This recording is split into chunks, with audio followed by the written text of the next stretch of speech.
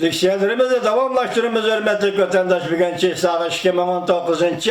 10. ayının 13. günü haftığı yakşembe.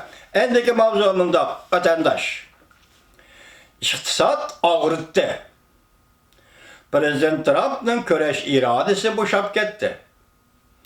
Mavzulu haber 10. ayının 13. gün New York Vakt gazetesi ilan kılındı. Haber bundan başladı. New York Vakt gazetesi 13. gün tahlil kılıp bundan gösterdi. Çünkü Amerika destekli kelişim imzaladı. Bu kelişim iki taraftan soğudu uğraşını pesayetişke paydalık buldu.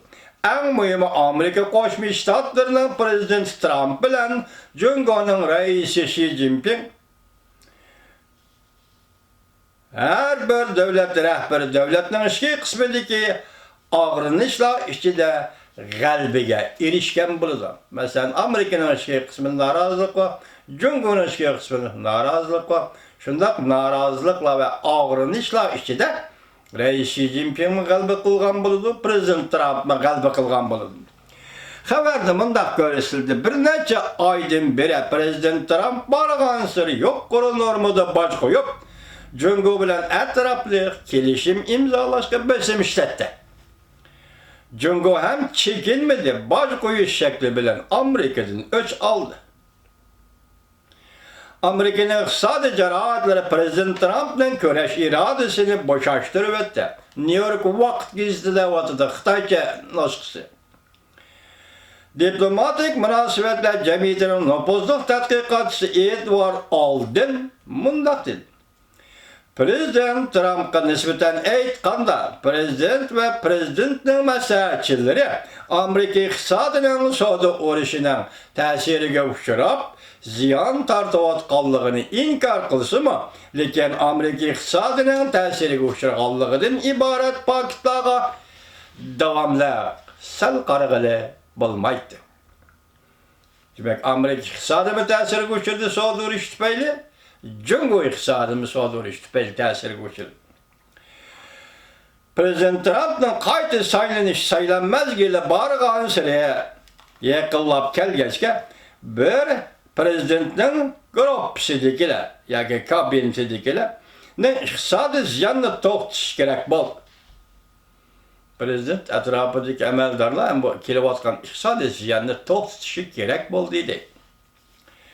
Xi Jinping'e nisbeten aytganda bu dastlabki kelishim uning texi muvaffaq edi. O Şangay'da namoyishga duch keldi. Davlat ichida mal bahosi o'rlab ketdi, iqtisod tavridi. New York Vakt gazetesi tahlil qilib bunday ko'rsatdi.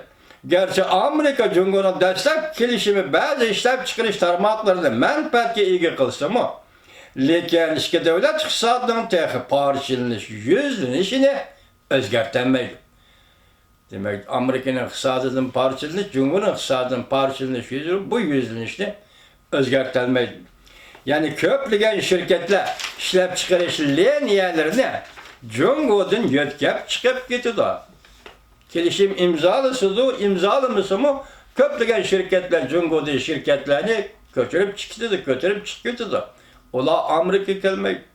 Şarkı Canubu Asya devletleri kelip oralıştı.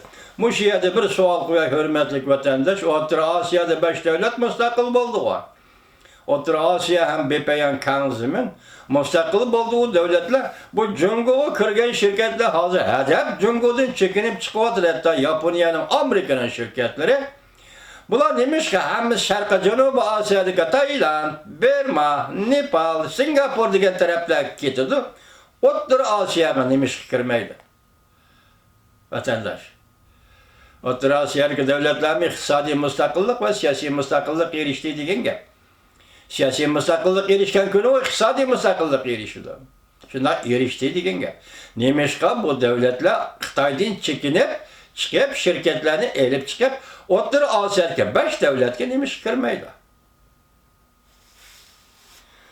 Pol Muamele gazete haber kılıp bundan ko'rsatdi. Dikkat kıldığını yakından bir biz Angliya Pul Muamele gazetesining haberlerini anlatmadık. Nemiş ki bu gazet jim bulup ketdi. Ben bugün tuyuqsiz o'tirg'i chiqibdi.